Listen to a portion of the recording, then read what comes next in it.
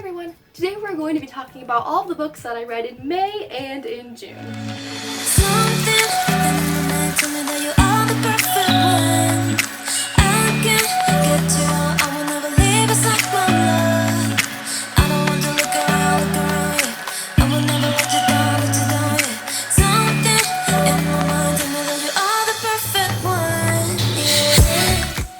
I said back in like a previous wrap-up that I was going to start doing monthly wrap-ups, but unfortunately a reading slump hit me and I kind of didn't film or edit anything during that time as well, so I didn't do a May wrap-up. But we are going to get back into the swing of things right now and do my May and June wrap-up just all in one, and it's gonna be great. So let's just hop right into it because we have a lot of books to talk about here. So the first book that I finished back in May was Before the Devil Breaks You by Libba Bray. This is the third book in the Diviner series, if you don't know, and the Diviner series is sort of a whimsical, magical story that takes place in the 1920s in New York. It's about these diviners who all have these special powers and sort of about why they have these powers and their battle with the evil entities and beings that are in New York as well. And so this is the third book, so I'm not going to tell you too much about what happened in this one because I don't want to spoil you. But I will tell you that it took me up until this book to really get into the story. I liked the Diviners fine, and Layer of Dreams I sort of didn't like so much. I was kind of like, it was alright. But this book, this is what really got me into it. This one captivated my attention so much. When I was reading it, I was just really into the story and into all of the characters. It took me probably up until this point to actually fully understand all the different characters because there are many different characters. There's lots of things going on in this story, and like I said, there are a lot of characters, but all of them are really well built and developed, especially in the later books once you really kind of get your head around who everybody is, because for a while there you're like, which one is that? But yes, this story is very good once you finally get into it, and I ended up giving it 4 stars. So next I read Harry Potter and the Chamber of Secrets. I do have a copy of it, but it's like way up there in a box and I don't want to get it out. Obviously you guys know what Harry Potter is, but lately I've been doing a Harry Potter reread, and so I reread Chamber of Secrets. I did give it 5 stars, but I feel like, I don't know if it's because I have read them before and I've seen the movies so many times, and I just know like the main plot points and stuff, like of everything that's gonna happen in the stories. I just feel very like disconnected from everything that happens in these stories, but it may also be because they're written in third person, and I don't really like third person, so that could also be part of it. I'm not sure. It was still good to reread these stories and remind myself how much I love Harry Potter. Next book I read was The King of Crows by Libba Bray. This is the 4th book in the Diviner series and the finale of the story. So I won't really tell you a whole much about it because I already gave you the whole Diviner spiel just a minute ago, but I will tell you that it was very good and I loved it so much, and I gave it 4.5 stars. Next I read Prom by Lori Halse Anderson. I actually read this during a readathon that I did with Lexi, so I will link that above. I picked this up because it's by Lori Halse Anderson, who's the author of one of my favorite books, Winter Girls. I was like, it's the same author, I'll probably like it, and it was alright. It was definitely different than what she normally does. It is a sort of high school drama about this school who's gearing up for prom, and then it finds out that one of their teachers ran away with all the prom money. So the main character Ashley and her friends have to sort of scrounge up a prom in the span of like a week or something, and it's sort of like chaotic and fun and lighthearted, and it was a very enjoyable book, and I gave it 3.5 stars. Next I read Turtles All the Way Down by John Green. I also read this during that readathon, but this copy in particular I annotated because it is for Lexi. Lexi and I do this thing where for our birthdays we give each other an annotated copy of one of our favorite books. And so this is the one I picked and read and annotated. Unfortunately, Lexi hasn't finished her book yet, so we haven't exchanged them yet. But when she does, we will exchange them, and maybe we'll do a readathon reading them and seeing each other's notes. So that'll be fun. But if you don't know, Turtles All the Way Down is about a girl named Aza who actually suffers from OCD and a little bit of like hypochondria. Her and her best friend find out that a boy that Aza used to know's father went missing recently, and there's this huge reward for finding him, and so her friend's like, let's go see what we can find and snatch up that reward. But among them trying to do that, Aza and the friend are reunited that sort of sparks different plot points throughout this story. And let me tell you, this book has some of the best mental health representation I've ever read. There are so many spots in here where I was like, yes, this is the best thing I've ever read in my life. It was so good. And so I'm very excited for Lexi to read it and to see all of my annotations and just experience this story, because it is really, truly a very well done story. Next book I read was With the Fire on High by Elizabeth Acevedo. I picked this one up on Libby because I'd heard good things about it, and I was like, yeah, sure, I'll give it a go. And man, was it great. I loved all of the cooking throughout the story, and also the sort of different perspective you get from reading a book that's written by a Black author. And as you probably know, right now is probably one of the best times to be reading books that are written by Black authors. So I've been trying to make that a priority recently. But With the Fire on High, it was a spectacular book about this girl who is in her senior year of high school, and she also has a little baby girl. She is just trying to finish high school, but she finds out that her school is finally offering a culinary arts class, and so she's like, yes, I want to take it because she loves cooking. But it turns out that this culinary arts class isn't quite what she thought it was going to be. And so that kind of causes a little friction throughout the story. But it was a very good story, very well done, and I loved the representation throughout the story. I loved it, and I gave it 4 stars. Next, I read Again But Better by Christine Riccio.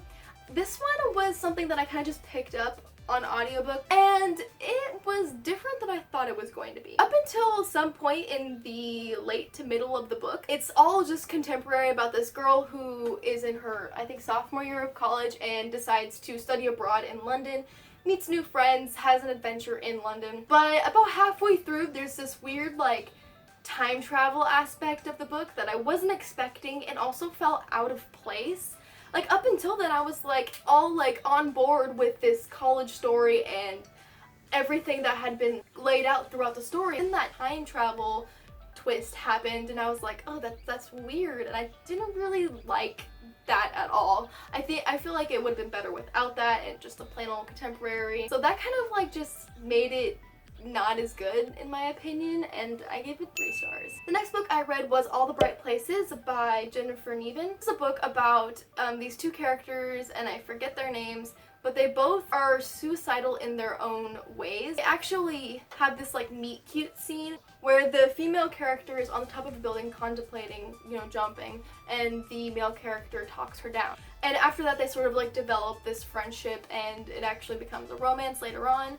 And I really enjoyed this book, and then the ending happened, and I was like, what? It was really abrupt, and something I wasn't expecting. It didn't feel like it built to that point, but also I feel like it's more realistic that way. In a narrative sense, it didn't really make sense because there was no, like, build-up, there was no, like, foreshadowing for that. But I think that is the way that it happens in real life. And so I think that also made it very unique in its own right.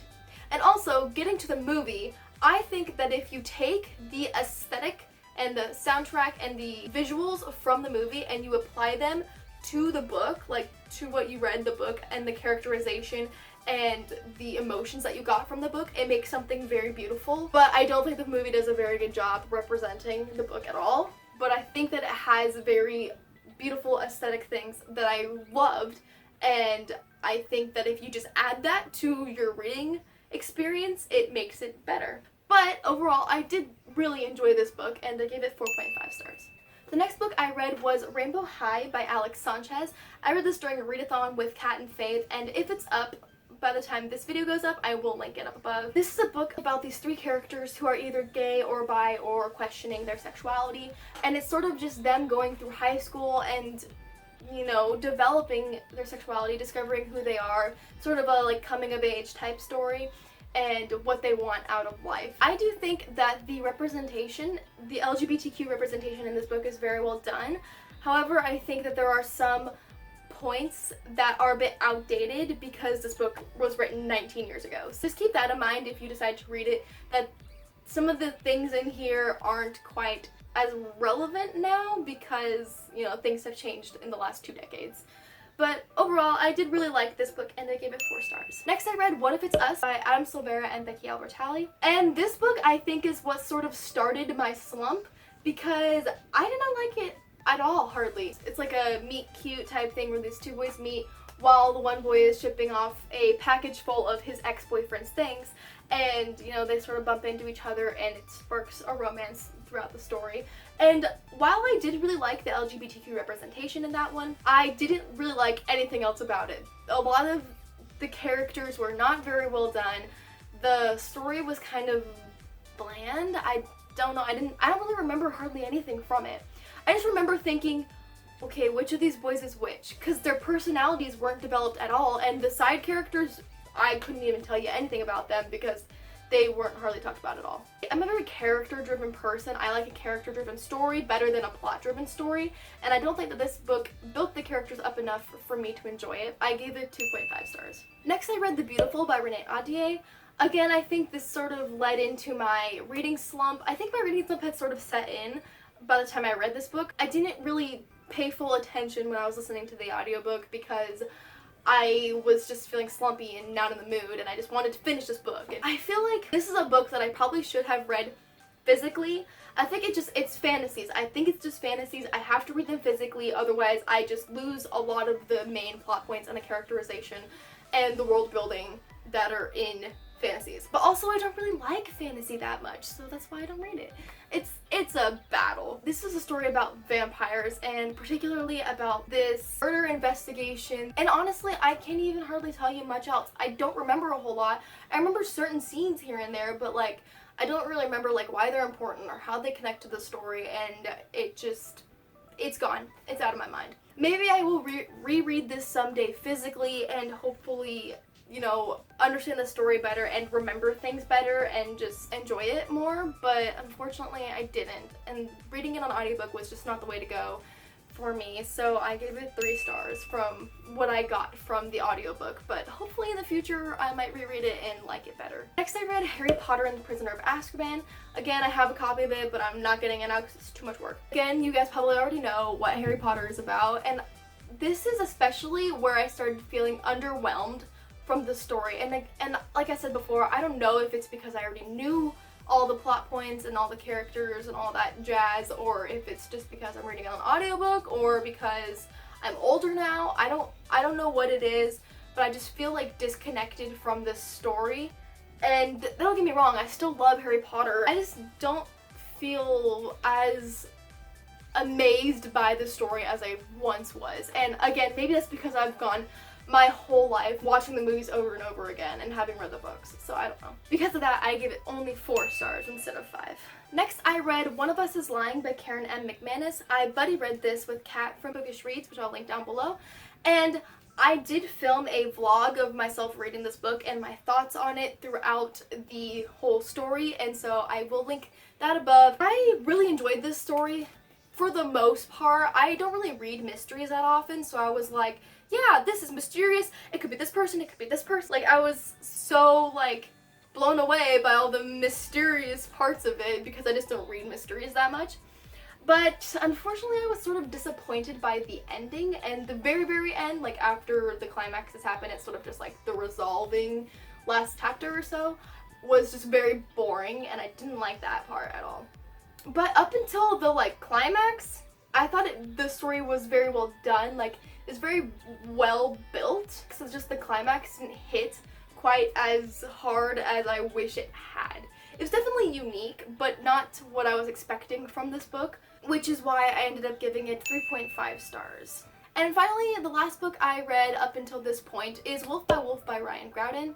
I read this for my book club, which is a paperback book club. If you aren't already, make sure you are following the Instagram and the Twitter down below, because we already posted the discussion about Wolf by Wolf, so you'll hear more of my thoughts there and more in-depth thoughts, mine and my co-host Celeste. So make sure you go check that video out, which I will link, of course. If you want to, make sure you join us in July, because in July we're reading one of my favorite books, which is Wake by Lisa McMahon, and I just love this book so much, and I'm really excited for it. So you guys, you really should join us for July, because this is going to be a great month. But Wolf by Wolf, I think, is another book that kind of ended up the same way as The Beautiful, where I probably should have read it physically instead of listening to the audiobook, because I feel like I missed a lot of plot points and characterization and world building because I was listening to the audiobook and I just wasn't into the story as much as physically reading usually puts me.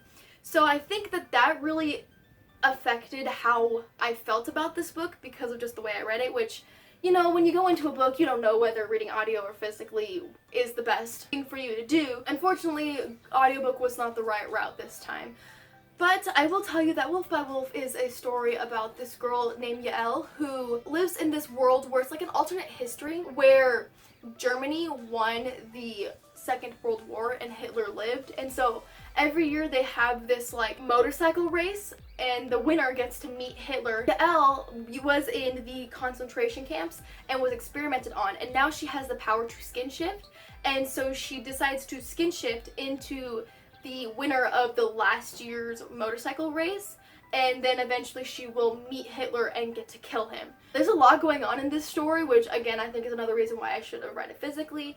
And it sounds like it probably shouldn't work, but it really does. Like, from what I got from it, it was very well put together. I just didn't immerse myself into it as much as I should have. It was a very good, gritty story, and I will hopefully reread it in the future physically, because I would love to get more into this story and especially to read the sequel. But because I read it on audiobook and that wasn't the right route for me, I did give it 3.5 stars, but like I said, I want to reread it physically and hopefully enjoy it more. But that is it for all the books that I read in May and June. I'm sorry that I took a break there for a bit and then I'm behind a bit, but I'm hoping to get all caught up. I'm filming a bunch of videos today. Thank you all so much for watching this video. If you liked it, please make sure you are subscribed down below.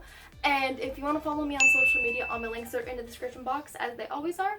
And make sure you follow my TikTok, because I got a TikTok recently and it's so much fun. I love making TikToks now. So yeah, go follow that. But thank you for watching, and I will see you in my next video.